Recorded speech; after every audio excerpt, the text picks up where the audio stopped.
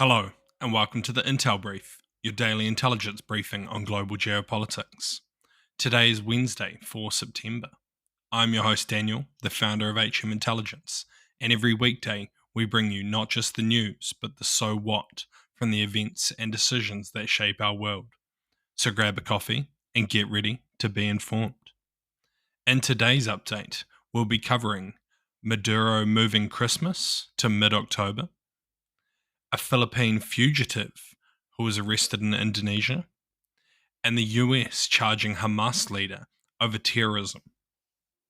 So, firstly, Venezuelan President Nicolas Maduro has announced an unusual decision to move Christmas celebrations to October, a move he declared during his weekly television show.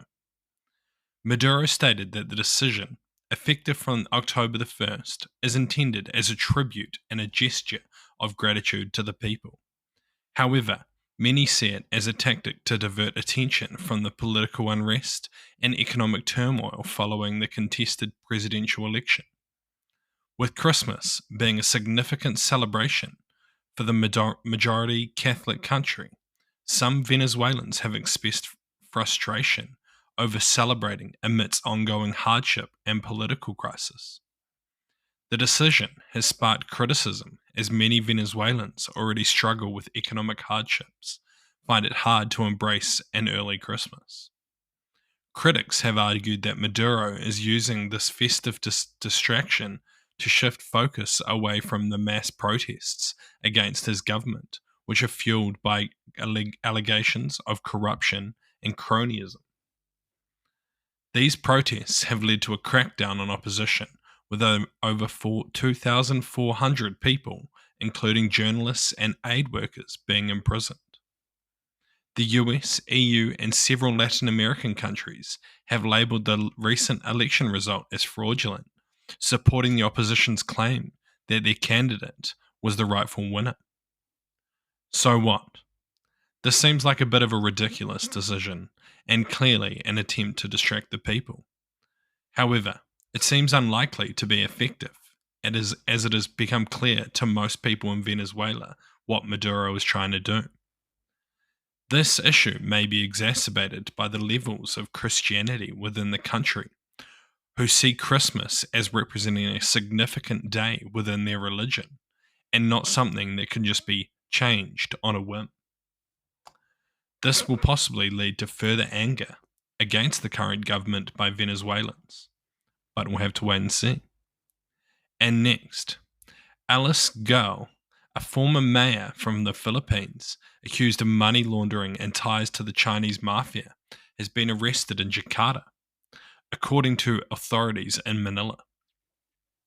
Gao, who has been evading Filipino Senate investigations into her alleged criminal activities, is currently in the custody of Indonesian police. Filipino officials have been working with their Indonesian counterparts to arrange her extradition back to the Philippines. Gao, who faces serious charges, including corruption, money laundering, and human trafficking, related to a scam in the Bamban province where she previously served as mayor. Authorities allege that her and her associates laundered over 100 million pesos, the equivalent of 1.8 million US dollars, through a Chinese operated online gambling center that coerced hundreds of people into running scams under threats of torture. Additionally, she is suspected of falsifying her identity to run for office, with evidence suggesting her real identity matches that of a Chinese national named Gao Huaping. Despite these accusations, Gao claims to be a natural-born Filipino citizen and has dismissed the charges as ridiculous. So what? While this story is interesting on its own, it also highlights the increased police cooperation around Southeast Asia, something that is very positive to see due to the high levels of terrorism and criminal activity throughout the region. It is likely that these levels of corruption will be critical in countering extremism throughout the area, particularly in locations where it has thrived for years, such as the Sulu Archipelago and the Celebes Sea. And lastly, the United States has charged Hamas leader Yahya Sinwar and 5 other militants in connection with the October 7th terrorist attack in Israel last year.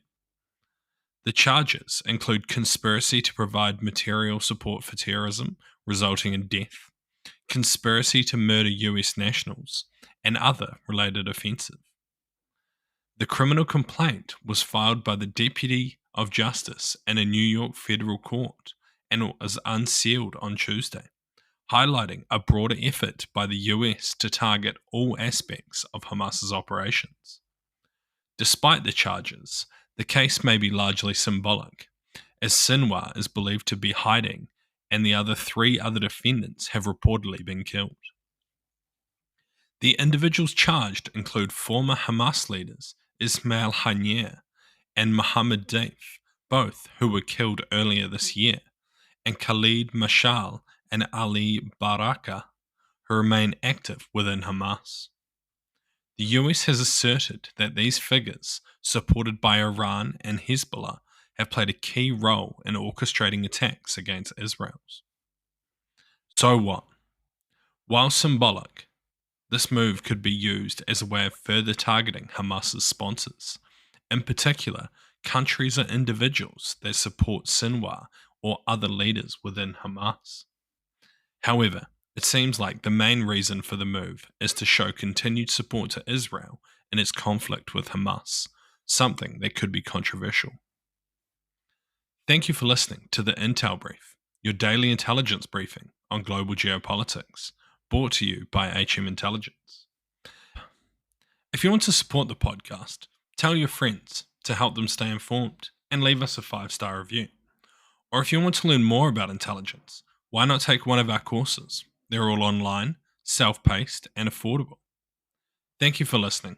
I've been your host, Daniel, and I'll see you next time.